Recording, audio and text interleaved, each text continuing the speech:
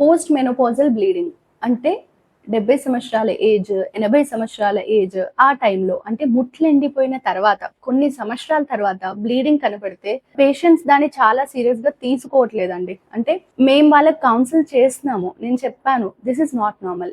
Any time bleeding after menopause, ముట్లు ఎండిపోయిన తర్వాత ఒక చుక్క రక్తం కనిపించినా కూడా దాన్ని నార్మల్ అనడానికి లేదు.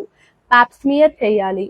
అండ్ ఎండోమెట్రియల్ బయాప్సీ, ఎంత థిక్నెస్ ఉంది, పొర ఎంత మందంగా ఉంది స్కానింగ్ లో చూసుకొని పొర పరీక్ష అనేది ఖచ్చితంగా చేయాలి.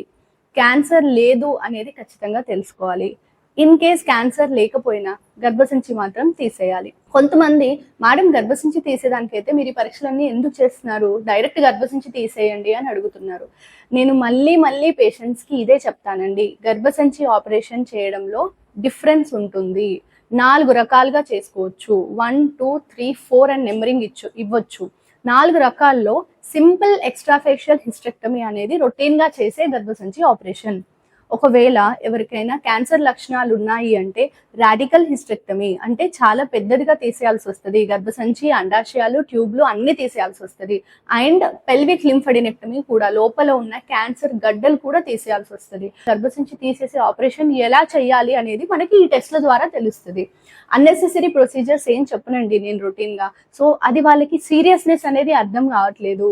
మేము తర్వాత వస్తాం, మేము తర్వాత చేయించుకుంటాం, ఏమవుతుంది, ఒకసారి కనిపిస్తే ఏం కాదు, ఇలాంటివన్నీ అనుకుంటున్నారు. So this is very serious. ఒక్కసారి ముట్లు ఎండిపోయిన తర్వాత బ్లీడింగ్ కనిపించిందా ఖచ్చితంగా ఎవాల్యుయేట్ చేయాలి.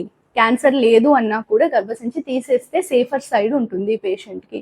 ఇన్ కేస్ క్యాన్సర్ లక్షణాలు బయటపడితే radical hysterectomy with pelvic lymph node dissection అలాంటివి చేయాల్సి వస్తుంది. Thank you.